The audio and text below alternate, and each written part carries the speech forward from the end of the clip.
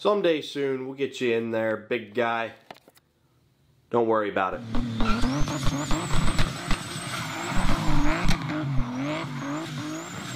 Welcome back to the E36 LS1 project.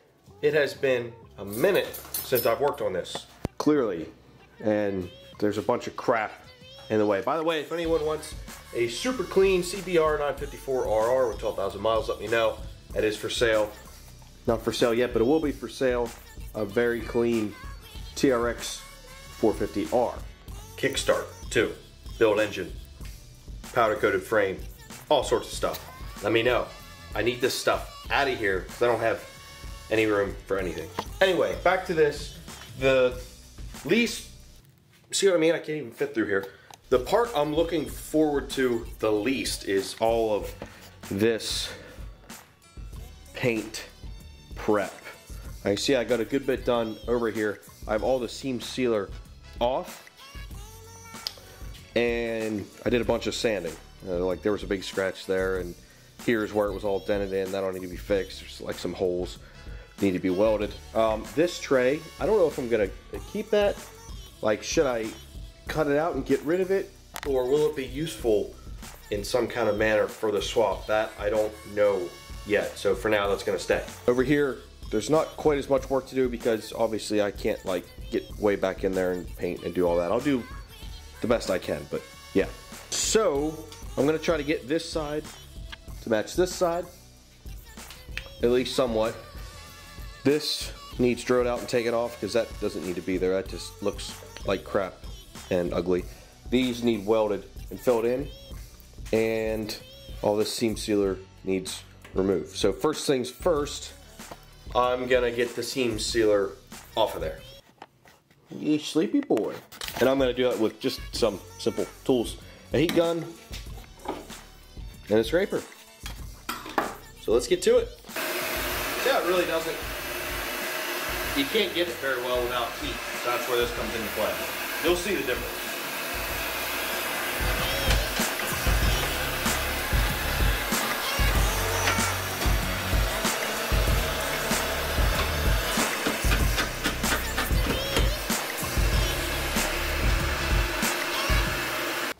Alright, so here you can see how far I got and just how fun this is. Just this, I mean, it's on like both sides of the seam, so you gotta scrape all of it.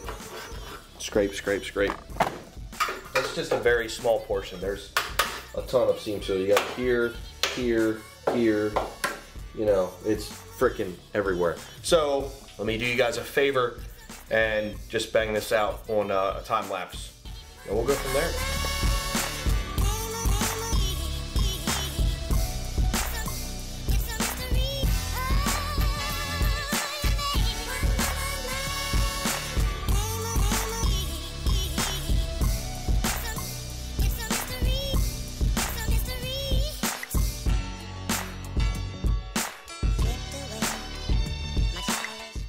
All right, here's how far I got so far.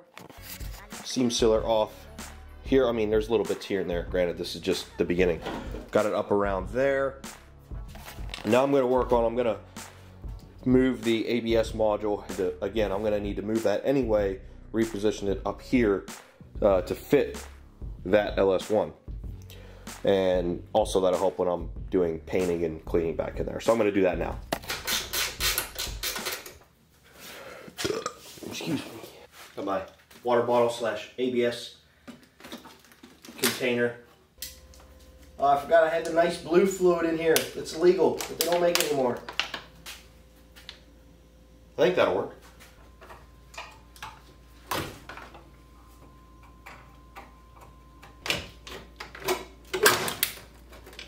Now there's going to be a shit ton of fluid coming out of there. Huh? Use vice grips to pinch off the hose.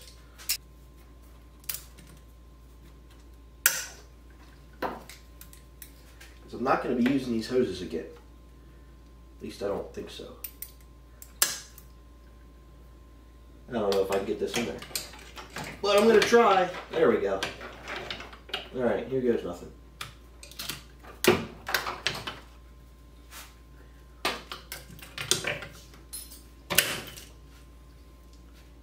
I think it worked.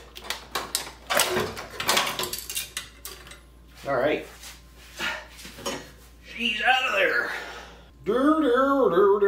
See if I can't catch the fluid in this container.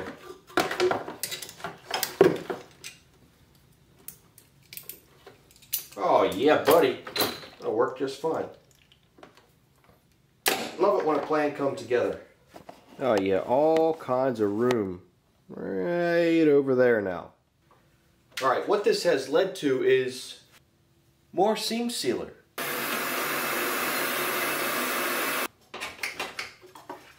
yeah, get out there. Making slow progress. Back to the time lapse ski.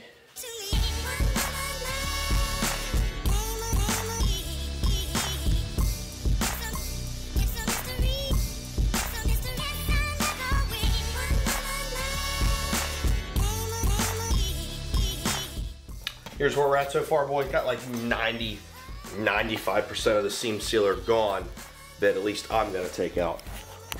Got it all off here, up around the strut tower.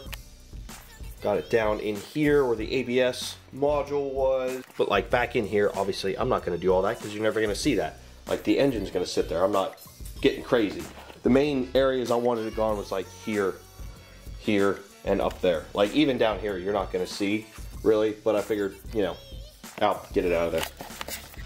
So next, let me draw out this little guy here, get rid of that, because we're not gonna need that anymore. I can get a ground just about anywhere. I don't want a ground right there where it's, you know, able to be seen real easy, and it's ugly.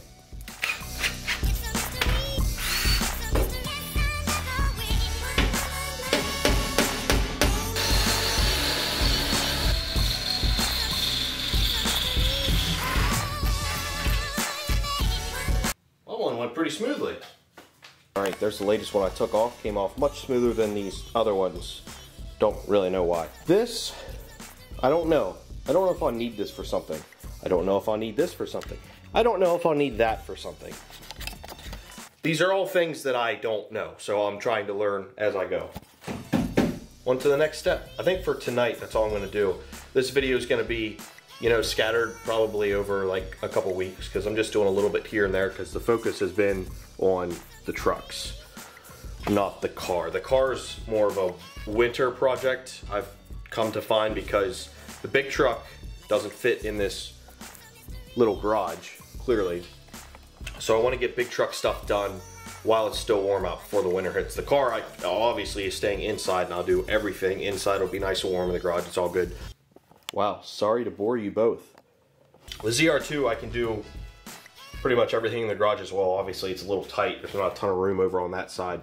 But I can work on it in here, so winter projects can be on that too. I need a way bigger garage.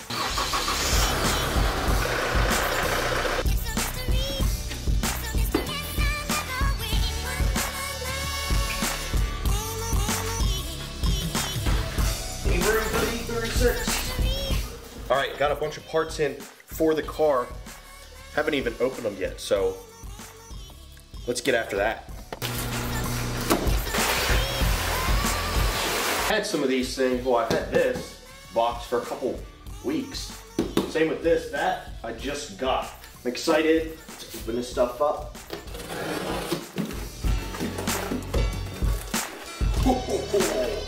Those are freaking sweet. They don't even need powder coating. Nice. These are the version 2 Pennsyltucky Performance mounts. Man, they look so good. Look at those welds. Very, very nice. So these are, and I'll compare them to the ones that's on the engine when I wheel it over here. These are a slimmer design. They're made to work with the CX Racing headers, which I may or may not have just ordered. These, here they are. They come with some kind of little polyurethane looking mount, and then, or bushing I should say, and then they come with bolts. All right, box number 2, which is, believe it or not, not a fire extinguisher.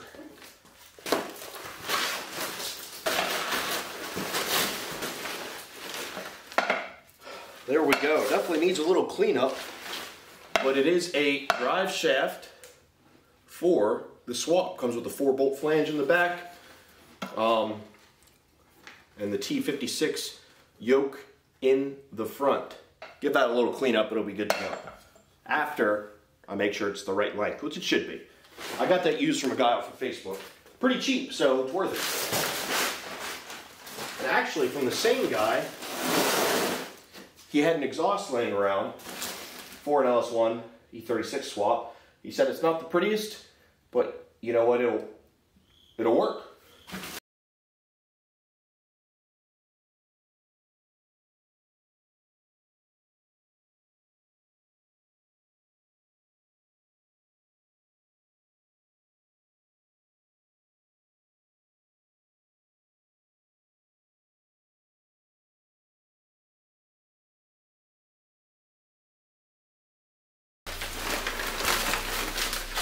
This is actually made for the CX headers, which is perfect. So they'll bolt right up to that. Here we go. There, a whole bunch more swap parts. Pretty freaking pumped. I wasn't sure what exhaust I was gonna do. I was actually thinking of doing a single exhaust just because it would fit nicer and be easier, maybe cleaner, but the guy gave me a great deal on all this stuff. So if you're watching, thanks, man. And I like that it has an X-Plate built-in. It's made for the CX Racing headers. It does have polished tips. All it needs is just a little cleanup. I mean, it doesn't have like the prettiest welds, but they certainly look good enough, like they'll seal. So what I'll end up doing is I'll make sure all this stuff fits and works. Then I'll end up cleaning this stuff up. So I'll probably actually have the exhaust sent out and sandblasted and ceramic coated just to make it look a little nicer. But it looks like a pretty nice little setup. All right, so I'm going to wheel the motor back over here. We'll put the new motor mounts on and keep going.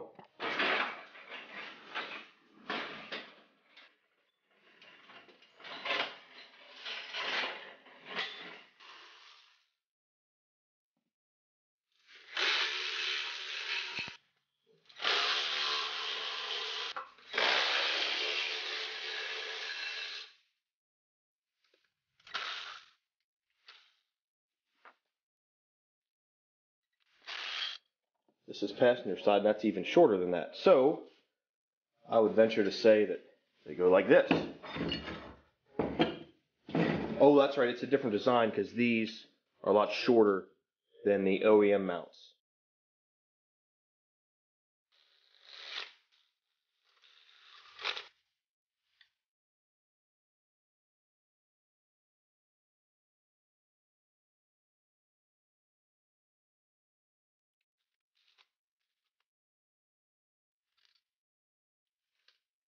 I don't see any reason why I need to keep the engine on the stand anymore. I had the engine on the stand because I did the oil pan kit, the motor mounts obviously, and the throttle body. So other than that, it can come off. I can put it back on here and I can actually hook up the transmission and then see about lowering the whole unit in there together to see how everything fits. I actually just want to grab one of these headers that I have just to see if it fits with these new mounts, even though I'm not going to use these headers. Now, if you remember, neither one of the headers fit with the old mounts. Look at that. This does, in fact, fit. Just barely, but it does fit. So if I wanted to use these headers, they would work. Let me check the other side, because I'll end up selling these, and then I can tell the guys that whoever buys it that it does work with the Pennsylvania Performance headers, or mounts. All right, this is hitting down just right here, but it is super, super close. You could do a little massaging of this front pipe here, and it would fit.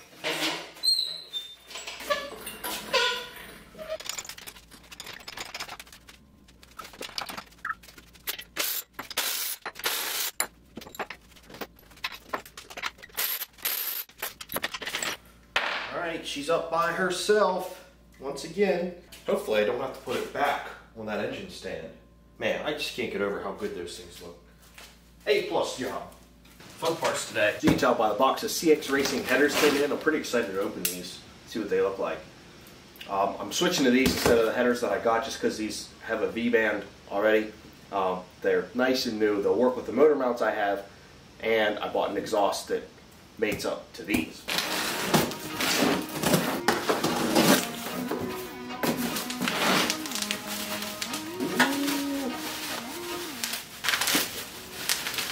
There's the driver's side one. These actually look even nicer than I thought they would. They look kind of cheaper and crappier, but pretty decent. Passenger side is obviously super simple. There's no steering shaft or ABS module in the way. I'm impressed. Those look nice. Might as well put these boys on a while. See how they look and how they fit with the new motor mounts. Smidgen of anti-seize on there. Manifold side, makes sense.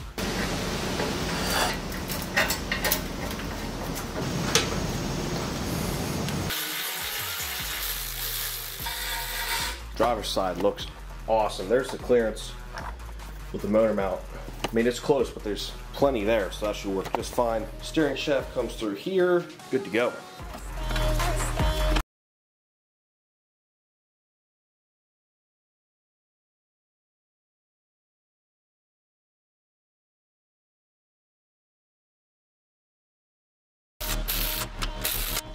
I don't know what you guys think, but that is a sexy engine. Those headers don't look like cheap, like what you'd expect from, like, you know, the Chinese whatever knockoffs. I mean, they actually look legit. Welds look good. The fitment, well, the fitment on the engine stand is good. Everything looks nice. Next up, I gotta torque all of these down. I don't know the specs. I gotta look up the specs quick. And then we're gonna get to installing the flywheel pressure plate and clutch setup. And then we can bolt the tranny on, slide it in, and see how everything fits. Okay, to wrap up this video, I'm gonna put on the flywheel, clutch, and pressure plate setup that I got with this engine. You can see it's not on there now. This is it over here. This is a used setup. It is a competition single mass flywheel, clutch, and pressure plate. It's not like the prettiest. The clutch has plenty of surface life. It looks used, so it'll be fine. Apparently it wasn't used very long because the guy had it in the car and thought it was too aggressive. That's not a problem for me. I had to wait because I had to order new Loctite bolts and pressure plate bolts. So now that those come in, I can get this installed.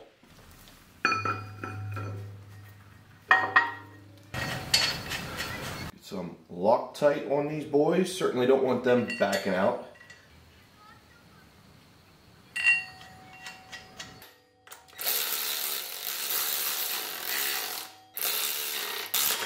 The torque specs on here, I read you're supposed to do 3 passes.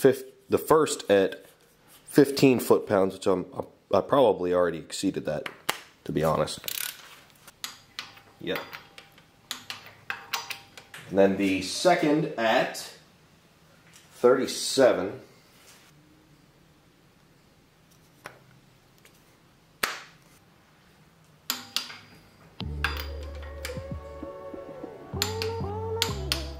And the final pass at 74 foot-pounds.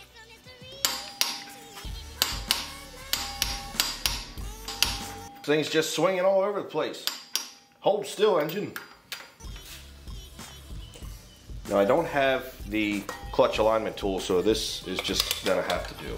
This is gonna be hard to do by myself, that's for sure. Now this can only go one way, because if I were to put it this way, the springs would actually dig into the flywheel, so that's pretty easy and simple to figure out, thankfully.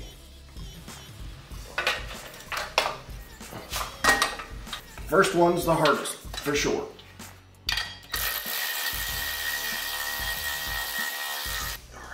And again, Loctite these ones. Don't want these coming out either.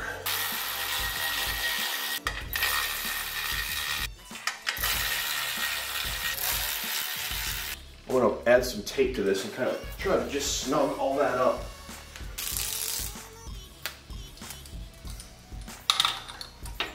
Ooh. Pretty good, actually.